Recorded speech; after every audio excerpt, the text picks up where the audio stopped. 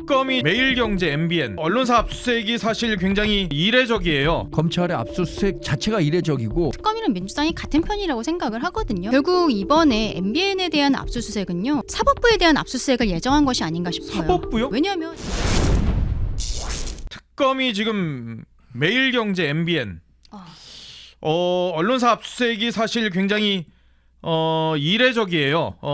흔한 일은 아닙니다.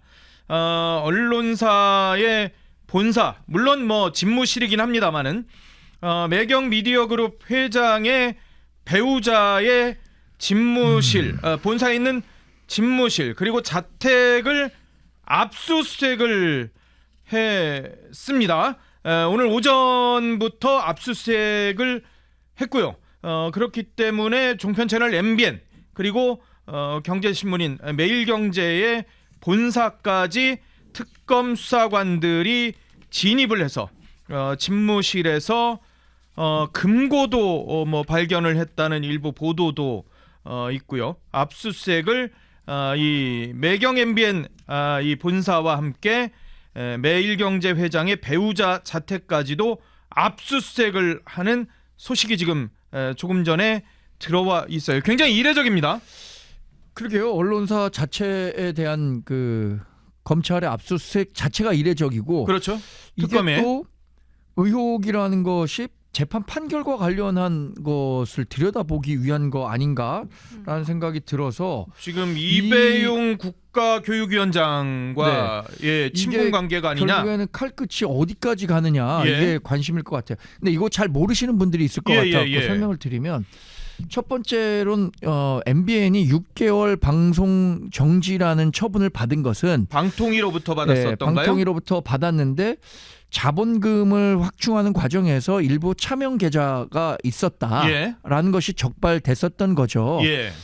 그래서 6개월 영업 정지를 받았는데 이 부분과 관련해서 MBN이 이제 항소를 했죠. 그렇죠. 이거 6개월은 너무 심하다. 그러니까 이것과 관련한 정도의 징계를 받아야지. 이거 6개월은 사실상 방송사를 문 닫으라는 수준이다라고 해서 항소를 했고 결국에는 2심에서는 MBN 측에 손을 들어줬어요. 그렇죠. 그리고 3심에서도 최종적으로 6개월 방송 정지는 너무 과한 과하다. 처벌이다.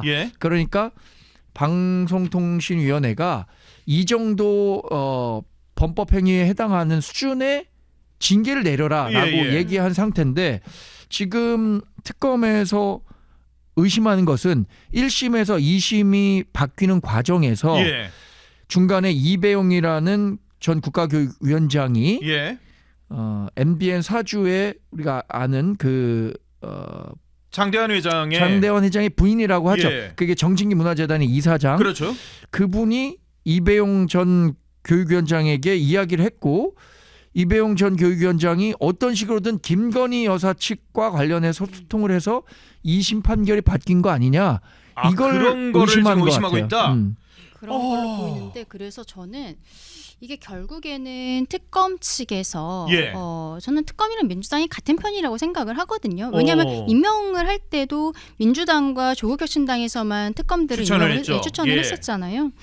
그런 것들을 보면은 특검은 굉장히 정치적인 행동들을 막판으로 갈수록 하고 있다라는 생각이 드는데 결국 이번에 MBN에 대한 압수수색은요. 사법부에 대한 압수수색을 예정한 것이 아닌가 싶어요. 사법부요? 네. 그러니까 왜냐하면 법원 판사들? 그렇죠. 왜냐하면 1심에서는 6개월 업무 정지가 타당하다라고 판단을 했어요. 근데 항소심에서 바뀌었고 대법원에서 확정이 된 겁니다. 그럼 판결이 바뀌는 데 있어서 뭐 이배용 위원장이 뭐 MBN으로부터 이러한 뭐 청탁을 받아서 전달을 했다라고 했을 때 그러면은 김건희 여사든 윤석열 전 대통령이든 어쨌든 전 정부의 높은 쪽에서 항소심이나 대법원 판사에게 이거를 압력을 행사했다는 거 아니에요. 그런 걸 의심해 볼 수 있다. 그렇죠. 지금 이 시스템을 보면은 그러면 지금 요즘에 조희대 대법원장에 대해서 사법개혁해야 된다라고 이야기하면서 자꾸 청문회도 나오라고 하고 판결이 이상하다는 거잖아요. 왜 대선 직전에 이런 판결을 해갖고 그러니까 판사들이 정치권에 줄을 대면서 정치권 입맛에 맞는 정권 입맛에 맞는 판결을 한 것이 아니냐. 이 지금 프레임을 만들기 위한 게 아닌가 싶어요. 저는 저는 이 기사 딱 보자마자 그렇게 예. 생각을 했는데 아직 특검에서 구체적인 내용은 브리핑을 안 했거든요. 맞아요. 아마도 오늘 오후에 할 거라고 생각을 합니다. 어느 정도의 자료를 가지고 있기 때문에 이렇게 MBN에 압수수색이 들어갔는지 모르겠습니다만 이게 단순 MBN으로 끝날 것인가? 저는 예. 사법부로 들어갈 거다라고 생각합니다. 사법부에 대한 압수수색이 이전에 사법농단이라는 이름으로 막 이 사람들이 어떻게 보면은 막 했던 그 전례가 있기는 합니다만은 사실 판결과 관련해서 검찰이나 특검에서 와. 근데 그 사법부 판결에 대해서는 과정이든 뭐 결과에 대해서 탄핵할 수 없다는 게 헌법에 보장된 거 아닌가요?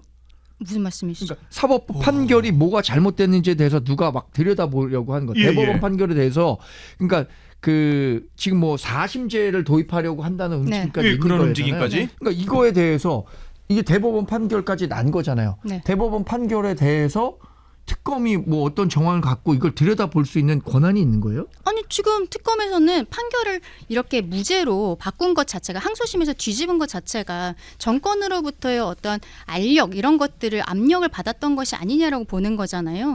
그러면은 이 그렇게 판사 추측하는 지금 제가 보기에는 네. 그런 그림을 그리고 있는 것 같거든요. 왜냐하면 이게 방통위에서 6개월 영업정지 처분이 나온 게 뒤집힌 게 아니에요. 예. 만약에 방통위에서 뒤집은 거면은 뭐 정부 쪽이니까 그렇죠. 행정부 예, 그건 쪽이니까 가능하죠. 네, 뭐 김건희 네. 여사가 압력을 행사했다거나 뭐 그런 것들을 의심할 수 있을 거라고 생각을 하는데 예. 우리가 대한민국이 지금 3권 분립이 되어 있잖아요. 근데 우리가 요즘에 계속 얘기한 게 사법부를 왜 지금 행정부와 입법부가 계속적으로 압박을 하고 있느냐, 왜 예. 무력화시키려고 하고 있느냐 이런 이야기를 할 때 민주당에서는 그러니까 말하자면은 사법부가 이미 전 정권에게 그 입맛에 맞는 판결들을 해줬다. 하하. 그러니까 사법개혁을 해야 되고 조희대 대법원장도 뭐 탄핵이든 뭐든 해야 되고 지금 일단 청문회 청문회부터 나오라고 나와라 이야기를 뭐 하라는 이러고 거예요. 있고. 그러면은 이 재판부 서울고법에서 뒤집힌 거니까 적어도 이 3명의 판사에 대해서는 뭐 자택과 사무실 그리고 뭐 휴대폰 이런 것들에 대한 압수수색은 저는 일단 MBN에서 나온 자료들을 가지고서 신청을 하겠지만 적어도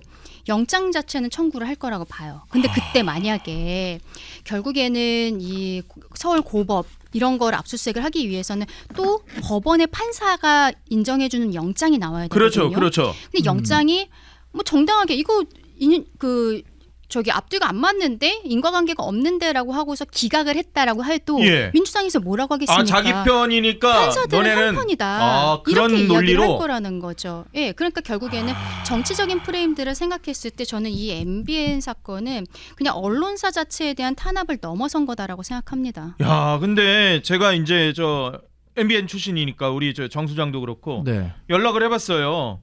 아니 그래도 언론사 본사를 압수수색에 나왔는데 기자들이나 다른 직원들이 그래도 거기에 대해서 당연히 항의를 해야 되는 것 아니냐.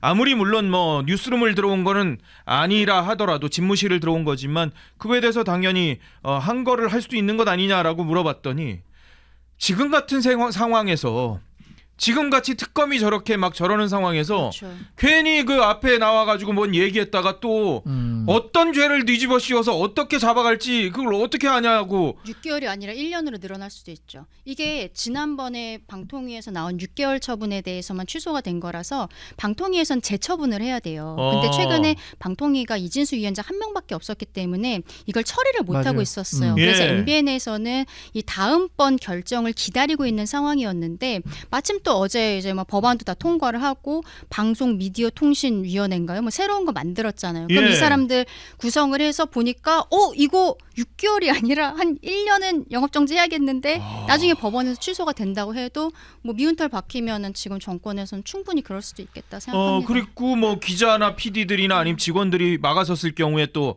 그죠. 특검이 또 그거 가지고 또 문제 삼아서 그 사람들 또 잡아갈 가능성도 그렇죠. 배제할 수는 없고 뭐 이런 두려움들이 특수공무집 있다라는 뱅방에 거예요. 여러 명이 있으면은 그건 또 특수공무집행방해가 돼요? 제가 그 여기 MBN에 있을 때 한 번 이제 압수수색이 나왔었죠. 관련해서 예. 서명 주식 관련한 의혹을 규명하기 위해서 그때 당시엔 뭐 우리 부회장실하고 그 MBN의 그 경영지원국에 대한 압수수색 영장이 발부돼서 당시에는 여튼 적법한 절차 내에서 진행될 수 있도록 뭐 그 변호사들 입회하에 진행될 수 있도록 하기까지는 이제 물리적으로 뭐 충돌 없이 그때도 지나가긴 했지만 예. 하여튼 지금의 환경만 놓고 보면은 이거 뭐 공포 정국이죠.